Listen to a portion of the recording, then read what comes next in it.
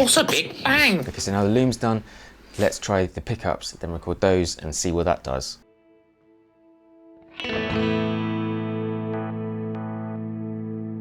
Let's take it all apart again. So these are our 68 Telecaster set. I've actually been lucky enough to see quite a few of these, but there was one particular example that these are based off, which was when my workshop, workshop number 3, was a little shed out the back of a studio called State of the Arc in Richmond, just on the Sheen Road. It was owned by a guy called Terry Britton, who wrote What's Love Got to Do With It? He wrote Devil Woman, he wrote stuff for Lenny Kravitz. I mean, the list goes on. And possibly one of my favourite guitar players of all time, just really tasteful, just makes anything sound musical. Him and his son Dan very kindly let me use this shed that was going to house their reverb tanks. They had these big plate reverbs that was going to put them out in this shed at the back. So it was all insulated, had power, had everything, and they let me use it. So that was me set up for, I was there for 18 months, 2 years. But anyway, I digress. Terry had this 68 Tele in there. I think it'd been refinished in like a Lake Placid blue. It had a really skinny neck. I mean, I've got diddy hands, so it was super comfy. It had the 7¼ inch radius, but still weirdly you could get it really low and it sounded amazing, even just acoustically, but the pickups were really cool. And it was the first time I actually realized the whole lacquer potting thing and where the benefit of that can come in, because with lacquer potting, which those pickups were, it creates a hard outer shell, but the inside's really light and fluffy, kind of like you get on a PAF when then you put the tape on it to keep it all under control. Similar thing. The only downside with doing lacquer potting is things like the base plate doesn't have any dampening, so it can wobble around and get microphonic. So with our ones, although they are complete recreations of the ones out of that particular guitar, the one thing that we have changed is that there is dampening on the base plate, and so you don't get that, but you get all the other goodness. The bridge pickup in that particular guitar sounded sweet as anything. It was fairly low output, it just had this chime to it, which was amazing. The only problem was if you touched the bridge base plate, you'd get this ding, ding, ding, which was the lacquer dipped base plate on the pickup. That was a downside. So, you know, moderate volume, it could get squealy if you weren't on the volume control. The bridge pickup. So sorry about this. What we mean to say was neck. That wasn't the bridge pickup in his hand. It's the neck one. He had a bit of a silly plonker moment. Thank you very much.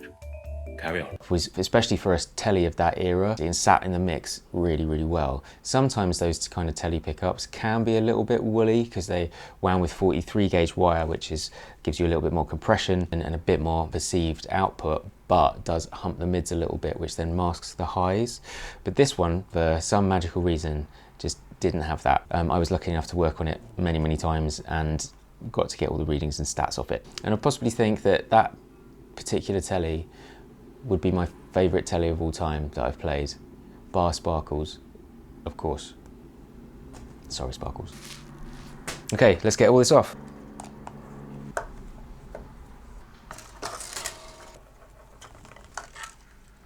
Okay, so I'm just going to take all the pickups off.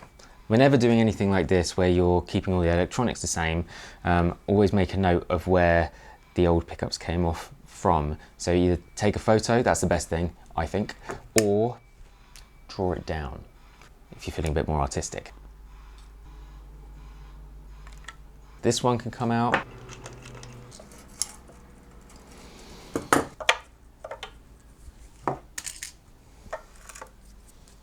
Okay, we're going to have to make a couple of alterations for these pickups to work with the loom. So you can see here, again, the same with the other ones, although the bridge didn't have a base plate, but the other neck pickup, we're going to have to disconnect the metal from the coil so we can manipulate the coil how we want to. So if you cut it off right by the eyelet blob, solder blob, what we want to do here is create a little hook, okay?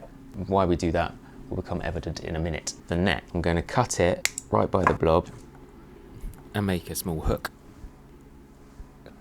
Now, before we do anything else, I'm just going to attach them back in. Oh, where's the screws? It's got my screw set, and then we're out there, these through conical springs. So you want the narrow end at the top, near the base plate, and the wide end pushing against the pickup. A couple of turns, do that on each one. Be really careful with the magnet wire coming out of the pickup itself.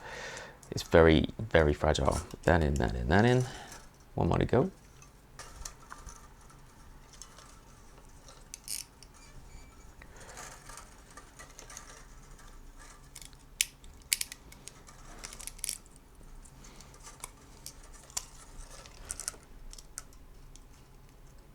Now I've got that one done and in, and take these two yellow wires here, they're all lovingly wrapped up.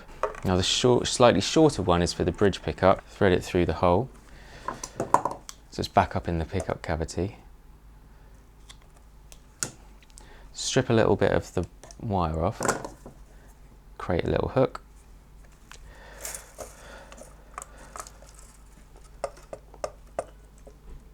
Hook those two together.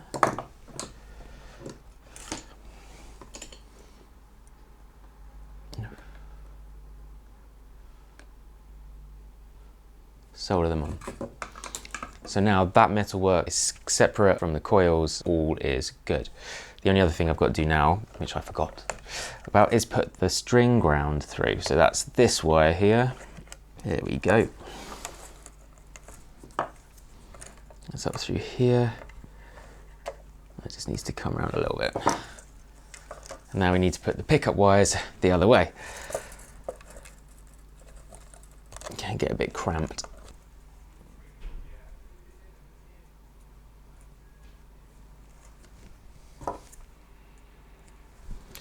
What you can do is twist the wires together so they don't come apart.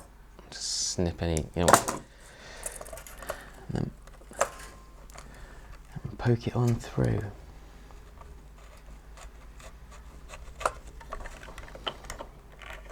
There you go. Everything's down in the right place. Let's screw that down.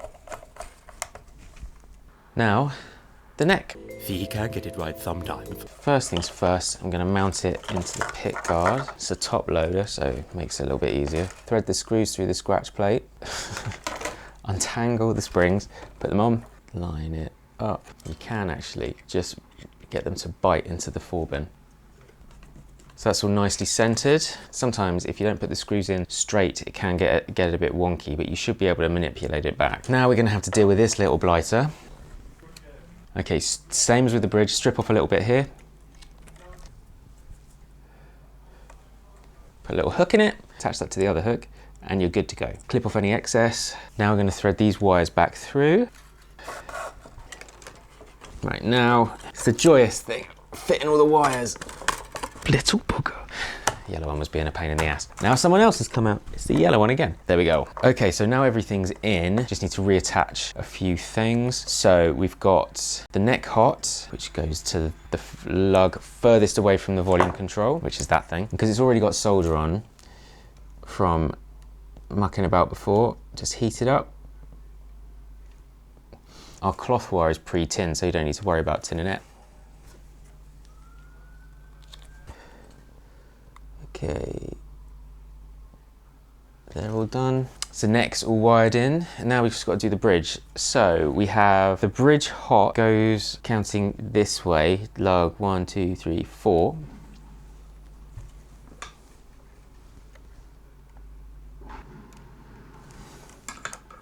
And the bridge ground goes to the lug closest to the volume control, which is that one, so lug 12.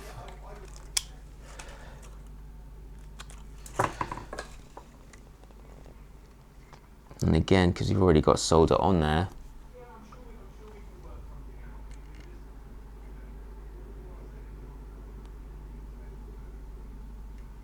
fingers crossed, that should be that. One of my wires came off. Right, before screwing everything back down, I'm just going to plug it into my amp and quickly test that everything works. There's nothing more annoying than getting it all back together and realising that she no worky. So, gets tested.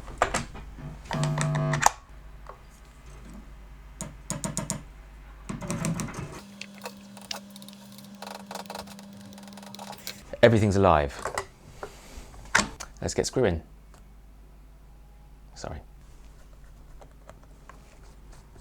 So now I've just got to tune her up, set the pickup heights, and then let's see how she sounds.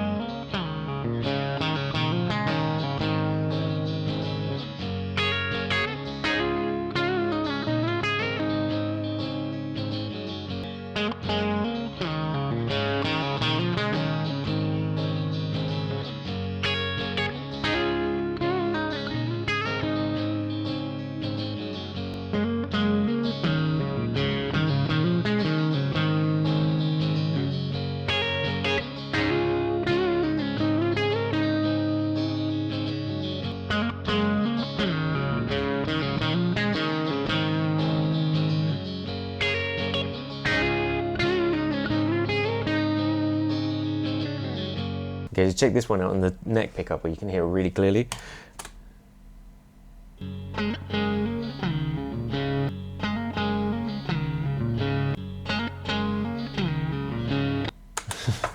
There you go. So it's like the loom allows the pickups that are already in there to breathe more, so you get more treble there. But then you've got, with the 68 set, you've just got all that clarity. What we're trying to do with all the pickups is that you don't just need volume to be heard. You've got the right frequencies there to be sat in a mix and for you to come across clearly, whether you're playing with, you know, track, drums, multiple harmonies, all those kind of things. They all take up stuff in the frequency spectrum, and you need to be heard. And you can't just, nowadays, you can't just get a 100-watt Marshall and turn it up, because that'll, well, blast people's ears off. So you need frequency. I hope that's been helpful. I love you, Montonians. Until next time.